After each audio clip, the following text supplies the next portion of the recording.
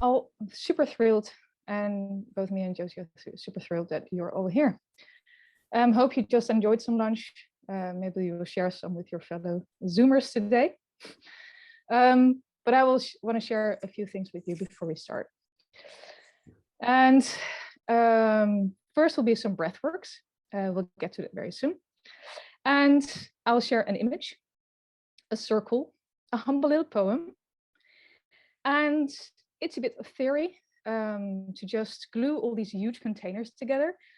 Words such as brand. What is brand?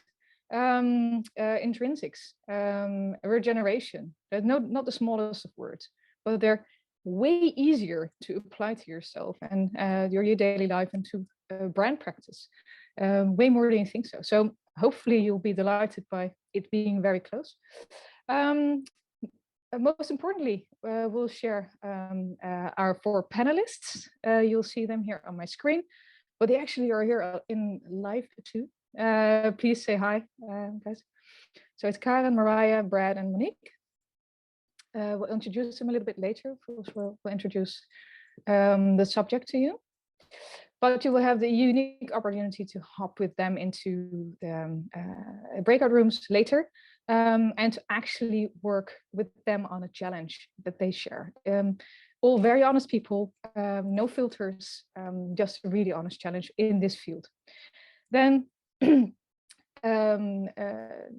mentioned her, but here we have Josie with a little heart over there.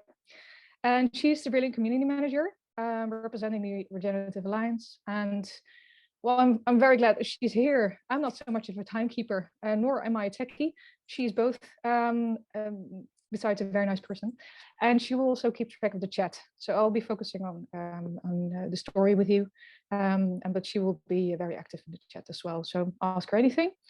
But this is also a unique opportunity for you, hopefully to touch base for a moment and strengthen the bonds with yourself, others, and maybe even nature in a way. Those are the 3 things that the Regenerative Alliance really wants to reinforce because they and we believe that is pretty pivotal to actually move to a future that we can make more regenerative. If you want to learn more about the Regenerative Alliance, obviously you can find anything online, but here's us and we're very close to you. Never hesitate to reach out. And then I also have 3 little confessions to make before we start. First one is, this is my first time I host such a thing. Awesome. So please bear with me a little bit. But it felt unstoppable, and I think that might kind of represent the topic in a way.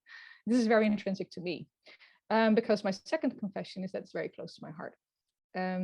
Not just because, no, I'll start with this. I'm actually inside still this 9-year-old little girl, once starting a petition, gathering over 200 signatures to save the rainforest with a big stamp of the WWF. I was so proud. But now I'm a 40-year-old creative strategist, sort of a grown-up in a way.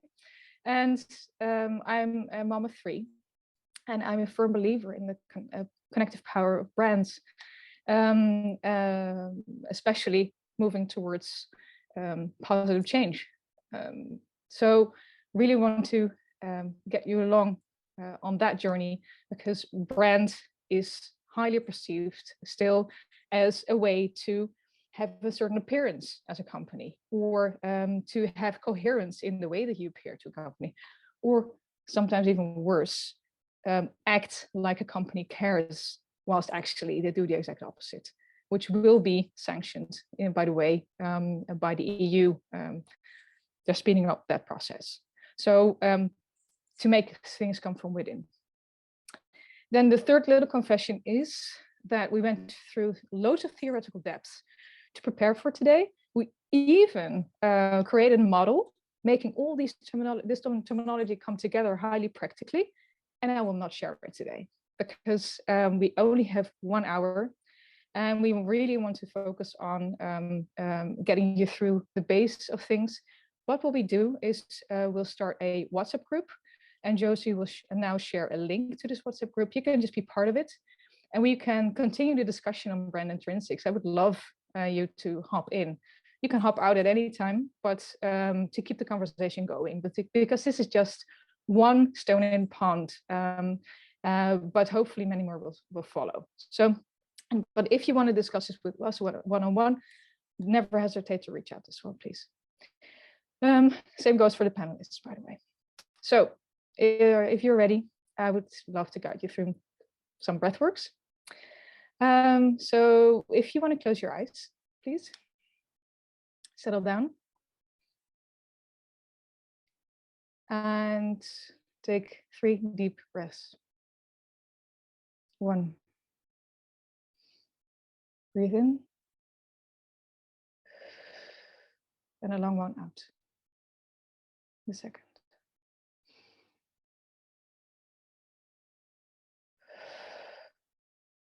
And the last one.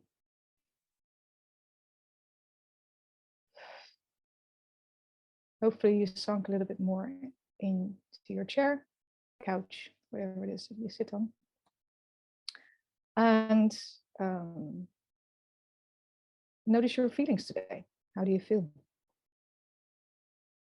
Are there any words that pop up for how you feel today? And do you notice your breath?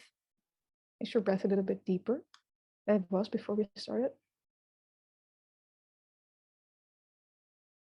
And do you notice your feet? And if you do, can you maybe have them make more contact with the earth underneath your feet? And do you feel the earth might actually give you a little bit more strength once you notice her? And now what I would like to do is to place a hand on your belly and on your heart. And in between, picture a yellow bowl. It's warm, it's fuzzy, it's light. And in that bowl, place something that you're really grateful for today.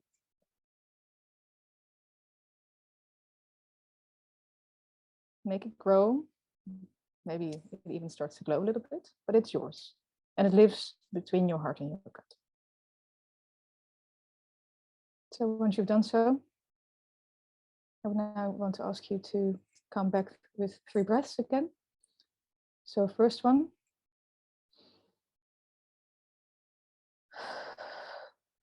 Long exhale. Second one.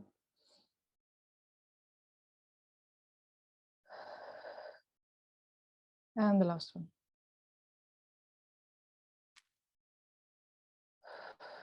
You can open your eyes again. Let's see if I can actually, yes, use this.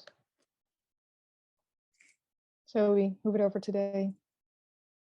Shows you a little bit of who I am. Now I want to show you this image. Not going to give you a voiceover with this one. But please share any thoughts, any words that come up with this image in the chat right now. Please don't feel hesitant to share anything. Here we go. So I promised you a circle. Here you go. Maybe, you know, this is yellow too, like the one I just asked you to picture during the breathworks. And during these breathworks, did it actually grow a little while you were at it? Remember the thing that you're grateful for? By putting it in there, did it grow a little bit even more? Did it expand? Shall we maybe call this a hint of fulfillment? You actually feel like something's filling you up inside a little bit more. And shall we call this your full self? Can you imagine being your full self? Are you your full self today? Do you feel like you're your full self today? Do you feel like that in your job or working with the brands you might be working for? And does it allow you to be? And what could be the conditions that you need to feel like your full self? Could it be that autonomy helps you to be your full self? imagine like this fundamental trust that you get by your environment, that you got this, and that you know your environment is also there for you to support you, for you to do your thing that you need to do, maybe lift you and help you with some humor now and then mastery, building trust, you got this, by building skills and craft in what you do and feeling supported in delivering your best because you're becoming the best you. Pretty nice feeling, right? Does it help you to feel your full self? Connection, right? Despite weird, more isolated COVID years, you feel connected to the people that you work with and for, do you? And does it lead you to both feeling safe and dedicated to the thing that you're doing? Does it allow you to be more of you? And purpose. So not in the last place, because you're working for something that you truly believe in makes sense. Are you right now? And the brands that you might be working for, are they? Are you helping them on that track?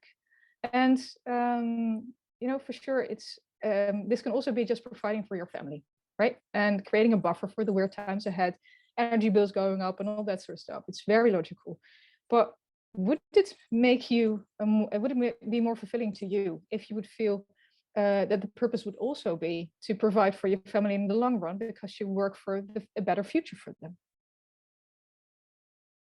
And maybe intrinsically so. Well, what I can share is that these, oops, there we go. These are motivations, not so magic ingredients, right? Proven to be so. Everybody needs these.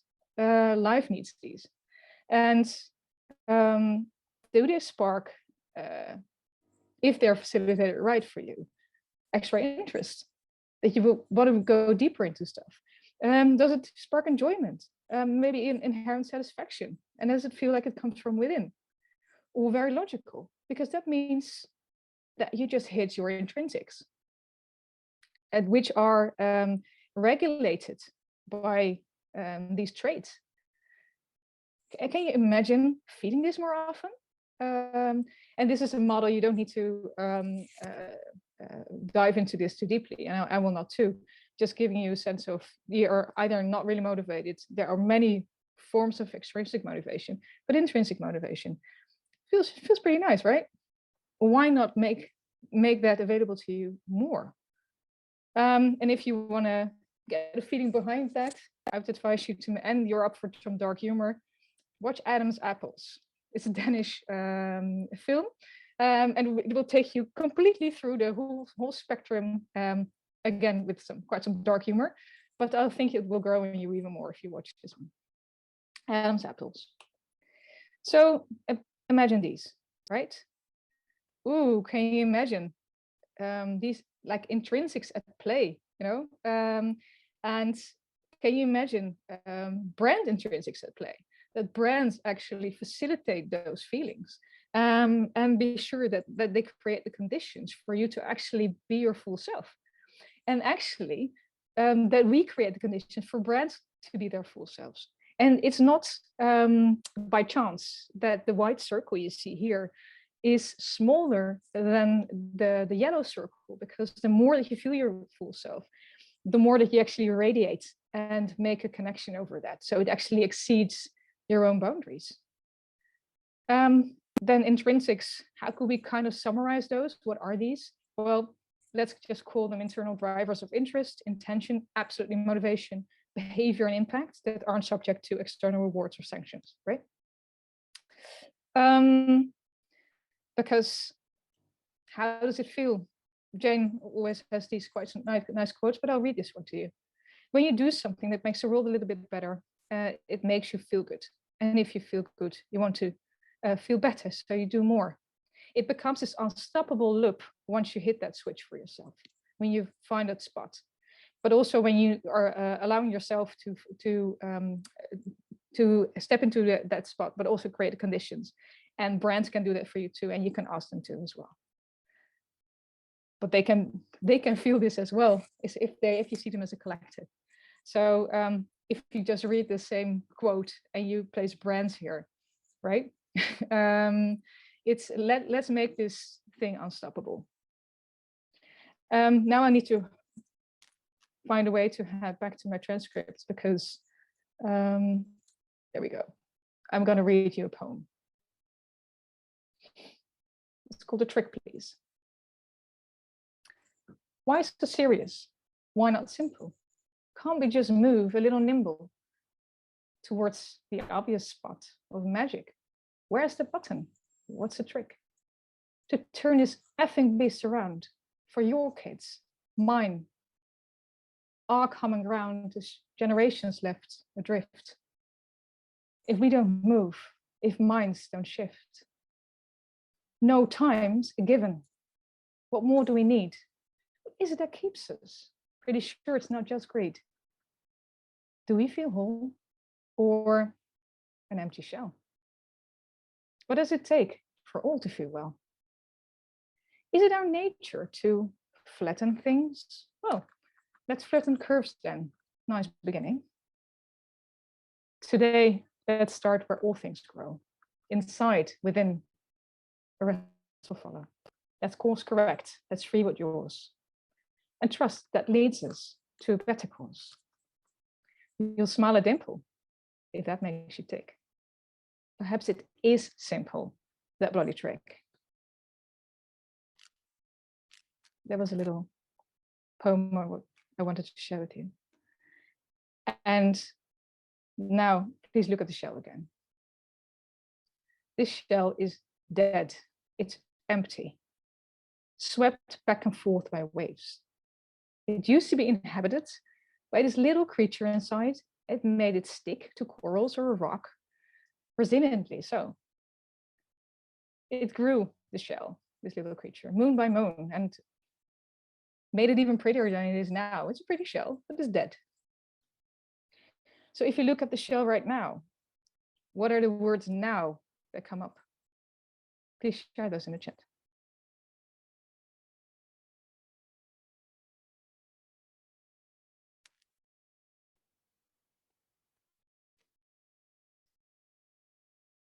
Are these different?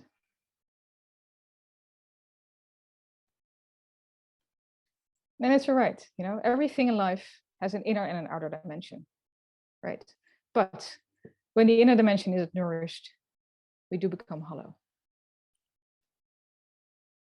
If you look at the intentions that corporations can have, if they have the intention to do better, right? There's this ABC created by the Impact Program, Impact Management Project. But if you see these, like they do harm, they act to avoid harm, maybe you know that one, that's why they start with the sustainability boxes to tick, right? Benefit stakeholders, you know, go a little bit broader, like not just shareholders, let's involve stakeholders, let's see what we can do. Up until companies really trying to contribute to the bigger solutions that we're facing. What's the percentage that you would think of the companies in C? Well, I don't have a clue personally. I have a feeling, but I don't have the clue. What I did find is that, for instance, in Canada, they did this really recent scan, and I found that kind of 70%, 17%, the businesses state that they are actually contributing to the societal solutions. But that's stating. What is it that they actually do, right?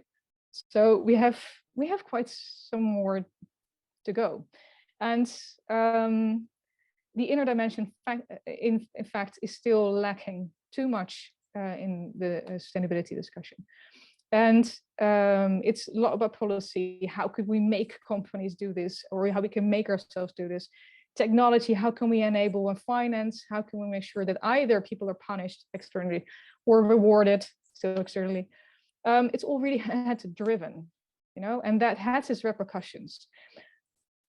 I'm not Paul Pullman, I'm not going to be that blunt, but I want to share with you what he just recently shared, for instance. So he really even states that when entering management education, people come in as people and leave as monsters, prioritizing finance over doing good, that they lose that. We kind of unlearn that.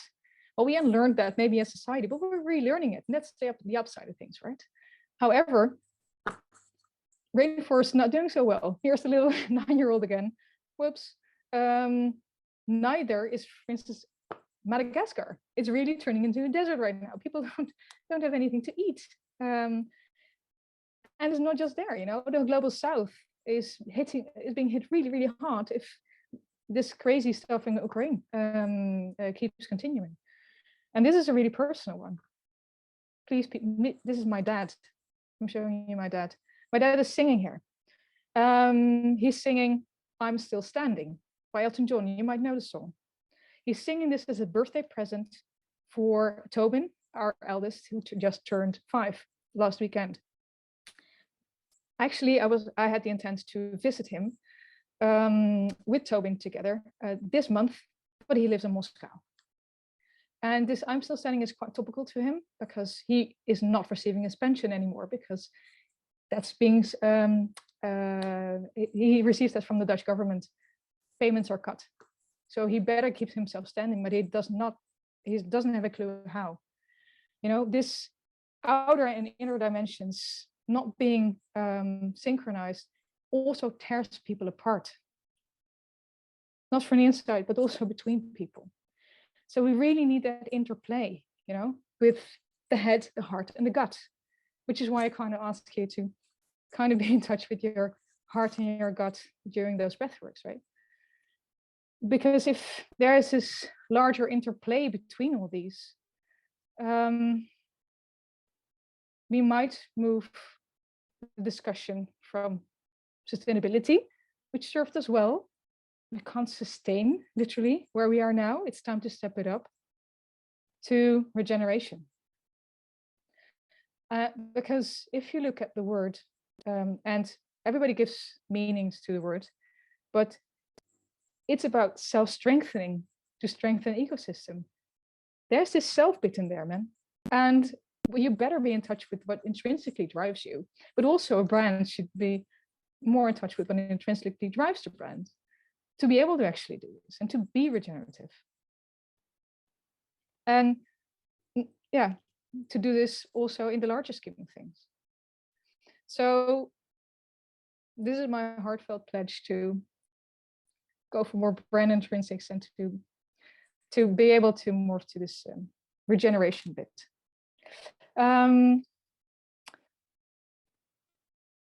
Over to the panel. Panel, are you ready? Yes, we are. Let's do it. Awesome. Here we go, man. Mariah, can I start with you? Sure. Great. So Mariah, you're founder of chemical-free femcare brand Yoni, known for its taboo-breaking story and period products. A very personal story to you as well. Your personal story is even on the packs, on the new packs. You recently rebranded, super awesome. But you did find out the hard way that this industry had to change. So, would Yoni still exist, you think, if it weren't for your intrinsics to change the industry inside out, right? Not outside in. Why and how are these reflected in the brand itself? So it's kind of 3 questions, but I have 3 minutes, I think. Yes, you're really I'll try to do a quick. Yoni would not exist without my intrinsic motivation to make a change to the femcare industry. I was 30. I found out I was in a developmental stage of cervical cancer, got super interested in my health and everything to do with basically my vulva, vagina area. Asked tons of questions, received very few answers. Finally, someone suggested to start using organic cotton tampons and pads instead of the synthetic ones, sometimes laden with perfume or plastics. And I was obviously motivated, but couldn't find them at my local store. And 2 years after that being like a very personal little thing, I decided that why could I not just buy this at my local corner store? And together with a friend, we decided not only to like lobby for change, but that we needed a brand that would actually make a difference and that would stand out and that would communicate about menstruation in a totally different way. And so that's what I've been up to since kind of 2013. And 2015, we started sales. And it's been a ride. I never thought I would be, I would have a tampon company. But it's a really interesting topic because not only is it about really changing a huge industry with 4 huge players, the Procter & Gamble and the Johnson & Johnsons of this world, but it's also about a taboo that's long standing, that the industry has played into. It's about femininity. It's about finding a new way to talk, to see, to think about all things vulva related. And so at the moment, we're at an interesting point of time where, well, we've rebranded, but we'll also, I feel, need to move away from just the organic cotton tampons and pads. And so we've added on period-proof underwear, the menstrual cup, but there are many more things to come. And it's interesting to see how, as a founder, how my role stays the same and changes at the same time, and how my own motivation to be part of the company also sometimes wanes and grows depending on what's going on. So I think we'll talk about that a little bit more in the breakout session. Yes. Don't know if I answered any of the questions, but you did, absolutely. No, for sure. If you're okay with that, I'd like to hop to Karin. Karin, are you ready? Yes, I am. Hello, Awesome. everyone. Hey there. Well, this is Karin. She's co-initiator of the Bioregional Weaving Labs on behalf of Ashoka. And these labs will actually lead to the big regenerative scale up, as it is being coined. A mega ambitious and highly critical task to have over 1 million change makers for generating 10 bioregions and consecutive labs across Europe per 2025. Wow, that's a lot, right? So bioregions, what are these? Well, those are regions defined by landscape lines rather than landlines, and cultural indicators rather than political ones. So Karin, well, would you see yourself pulling this humongous job off without finding and switching on these change makers' collective intrinsics, right? Meaning ensuring people intrinsically feel for and take pride in their bioregion itself, in their shared ambition for their region, but also contributing to this huge regenerative scale up.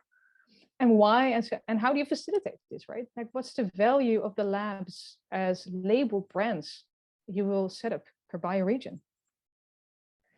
Wow, and I have 3 minutes. Yes. Yes. Okay. Now, well, let me start by saying that obviously I'm not pulling this off myself, right? We are a collective, and we are a growing collective of currently 25 system changing organizations. And to name a few, so I'm with Ashoka, the world's largest network of system changing social entrepreneurs. We have about 4,000 great entrepreneurs, of which I think 400 are really dedicated to planet and climate related issues. We work with Common Land, who is a large-scale landscape restoration enabler, also working worldwide and has a vast network. We're working in our collective with Presencing Institute, probably also known by many of you.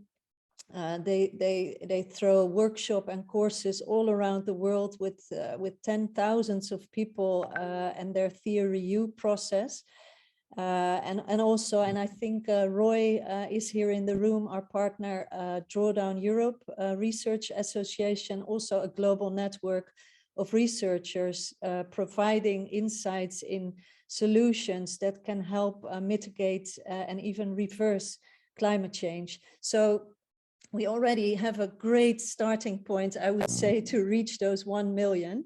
And the rationale, and I just want to explain that in the time left, what the rationale is. If you have 10 bioregions and you start with what we call fractal of the system that you want to change, let's call them the change system, of about 60 to 80 key stakeholders, and you engage their communities of around 300 people per bioregion, and then you scale the nature-based solutions that we have in our network, who each already reach a vast amount of people and engage them in their restoration and protection and regeneration work, then it is doable to mobilize 100,000 people per bioregion. So, you know, all of a sudden, the 1 million is not so hard to reach, it seems. I mean, it is hard, obviously, to really make that happen, but we're not starting from scratch. So we're rather connecting the dots that are already out there. And that is, I think, what is the intrinsic motivation of people to join us, is that they realize, they see it in their own neighborhoods. There are good things happening, but when you translate it to the big problems we are facing, like you mentioned the war, but you mentioned climate change, biodiversity loss, and sometimes you can become apathic, right? It's so abstract. But once you narrow it down to your own environment, your own bioregion, and you know that there's 10 other bioregions and 25 organizations with these kind of networks supporting this, then all of a sudden you feel hopeful and you feel there's a sense of, yes, we can do this still, you know, but we have to start now. So there is this urgency, and people also feel that, I believe. But we have to get practical. So that's what we try to do. And you're fully on it. You're highly super practical. And that's what I love about the thing that you're doing. It's theoretically super sound, but it is highly practical and it's so super doable. So it's an awesome, it's an amazing case. I do need to hop over to our friend Brad. Thank you for sharing, Karen. So Brad, he's founder of Willicraft, world's first plant-based cheese store here in Amsterdam. World's first plant-based cheese brand certified as B Corp just recently, and most probably the first. With the third. Yes. Number three, not number one. Oh, okay, number 3 then. So close. Thank you for the correction. And most probably the first one with Mother Nature as its CEO, right? So Brad, your grandparents were dairy farmers, and despite your dairy farming roots, you chose this route. Why does this feel right to you, intrinsically so? And does it make you feel unstoppable in a way? And how is this then reflected in the Willicraft brands? Because actually you have 2 in culture. Yeah, so when my grandparents started farming, the reason or the rationale behind farming was almost as kind of powerful as my rationale for doing what I'm doing today. So back then it was about feeding the population after the Second World War. So it was a very kind of big motivating factor. Now today we have kind of very different issues. I mean, arguably the Ukrainian war is the biggest one, but climate change has been ever present for quite some time and will only continue to be so. So the motivation there was to kind of tackle that massive challenge. And yeah, it's when you see a challenge like that, of course, it's overwhelming because you're one person and there are so many complexities to it. But food is an amazing place from which to kind of create something, because for one reason we need to eat every single day. It's something that as human beings massively connects us, but it's also something that we have become very disconnected to. Very little of our food is actually from the countries which we live. We probably don't have a clue what the plants look like that actually harvest the ingredients that we're eating. We have no idea really how it's produced, who is producing it. And I think what we're trying to do is create a lot more kind of transparency behind all of those things. So looking to really firstly kind of measure what we're doing, but also make sure that every part of our supply chain has been thought through and is not kind of continuing things as they've been done for many, many decades. And that's why we really talk about what we're doing as, you know, sort of a journey is an overused word, but it really is that we are 3 years into what we started. And so I would not profess at all that we are at the point that where we can say, for example, that we're a regenerative company or that we're a company that creates more impact than it causes. We have definitely taken some really good steps there. We've got our emissions measured. We're B Corp. We're planting our white beans here in the Netherlands this year. But these are just steps, and we need to see impact as a continuous cycle and not something with a beginning and an end. So yeah, I think in short, that's kind of what we're up to. You literally round that up. Really beautiful. Thank you so much. Then from this amazingly promising startup over to Monique, working with really big corporates most of her time, supported by the incredible pool of talent and sets of tools created with Innate Motion.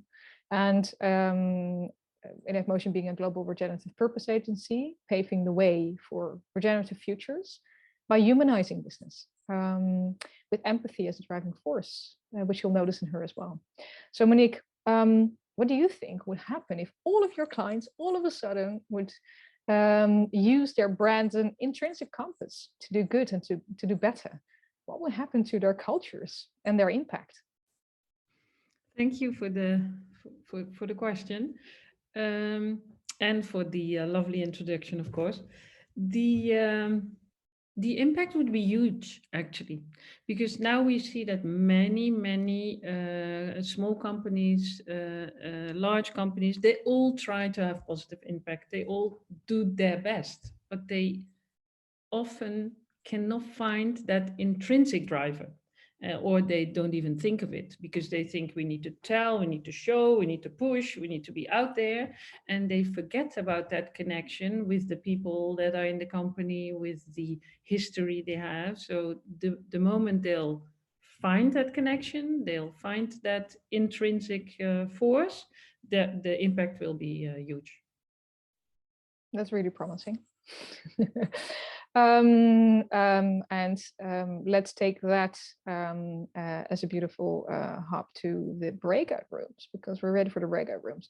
This is a huge opportunity for you to help these amazing change makers to do even better and maybe be inspired by them. Oh, not maybe, most probably be inspired by them. I'll share with you their biggest challenges, but they will dive a little bit more into that. We're obviously running late a little bit, so the time in the breakout rooms will be a little bit shortened. So I would like to ask you to keep on the subject. And if you want to reconnect with these change makers, please reach out to them later on, and Josie can help you do so as well. So we asked for each panelist their biggest challenge regarding brand intrinsics for regeneration, right? For you to support them with. Well, Mariah, she shared she wants to remain, and that's also what she shared already a little bit, remain a steady driver for Yoni, right? She's the human in the soul of Yoni, but to be able to fuel its intrinsic spirit and ambitions. But she does notice her own intrinsics lead her to next stages in her life, maybe also for the brand. So how to combine these and how to juggle this rebalancing act? That's something that she would like to ask you to help her with. Then Karin, well, she shared their need for investors to feel for and take pride in participating. So taking a leap to fund system change for all to benefit, requiring both a match in terms of the business case of this big regenerative scale up and the critical cost case, why this is so important. So probably more intrinsics led, how to address their intrinsics, and where to find participatory investors and funds with this intrinsic based match, because we believe then everything comes more fluently. That's something that you can help her with. So Brad, well, he shared he finally feels happy enough with the product and brand foundations they laid out. And that means that this feels like the momentum for them to scale across several European markets and the UK, and they're doing so as we speak. But his challenge, how to identify among whom exactly, and who's their most fruitful consumer, and how to be sure that they make it super easy for them to try and stick with Whittycroft to get intrinsic to them, because not only a new type of cheese, for instance, but yeah, how to get close to these consumers. So you can help them with that. And Monique, well, she wonders, what more can we do to help people in bigger corporations open up to themselves and to others for them to welcome change, intrinsically so. So examples of and exercises for organizations fostering decent levels of honesty, followed up by an honest level of decency in return. She'd like your input on that. That would be lovely. So without further ado, have fun in the breakout rooms. And any questions, we're here. It's just, what can you do in an hour, right? I think we already did quite a lot. So hopefully you enjoyed the breakout rooms. And I would like to ask our panelists to very briefly sum up. Do we still have Brad with us? We don't, right? So he hopped. So who's taking the honors of summarizing what happened in Brad's breakout room? I see Pavel. I think that I'm delegated. It was a fascinating discussion, or rather listening to the story of Brad. But to be very, very brief, because the story you can read on their website and dive into their changing. You break up. We're mainly discussing about the ambition, why they wake up and go to produce cheese, and this ambition seems to be fantastically clear over the history of the company, because if you dive into their longer history, like just after Second World War, they were about to feed the population, which was simply hungry, and deliver the product, and they were responsive to this challenge. And now they are responsive to different challenges, trying to really move the bar in the category they operate, because they are very heavy category in the terms of the impact on emissions. So they try to change the rules of the category with their impact control measurement, and not compromising on taste and impact. So I think that it's just a question of picking up the right narration, and if we talk about intrinsic values inside of the brand, it's already there. Now there is a question what to decide, which is the most important. Okay, great. And we'd like to ask you as well, like if you want to keep on maybe helping Brad, or if you have some thoughts for him, you can do is you can hop into the WhatsApp group that we shared before, and Josie might share it now again. I'm but already also there. great, and you can reach out to Brad as well if you have anything that you can help him with. So please feel free to do so. Mariah, how do things go for you? Things went well. It was actually really very nice to hear from other founders that they recognize my struggles. And also I got some very nice suggestions, because it is difficult as a founder to actually take away yourself from the company, which is not necessarily what I want to do.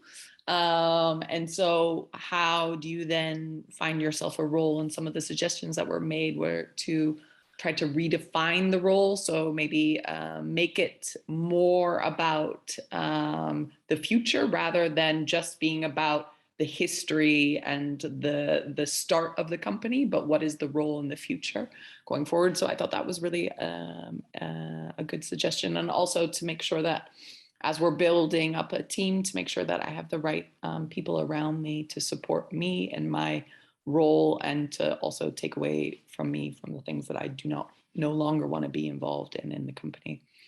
So I will definitely be taking those things along with me. So thank you for everyone who contributed. That's beautiful and pretty fast to reach to that point in the discussion. Very glad you got some valuable takeouts. Definitely. Monique. Thank you. We discussed with Karin, Stijntje, Lianne, Joyce, and myself, and we realized that whether you start with the right values, the right ambition, and the only thing you need to do is run after your own great ideas, that is so much different from having a huge organization where many people have their income, and that you want to shift slowly, like a tanker in another direction, and that requires different process, different system, and for both counts that it's the people doing it. So you need to carefully listen to what people bring in, but whether you are in this running after your organic material, or whether you are shifting a big food company in another direction, is a different way of listening and a different way of doing. But without people, you can't make it. That's beautiful. People first. And those have their intrinsics, right?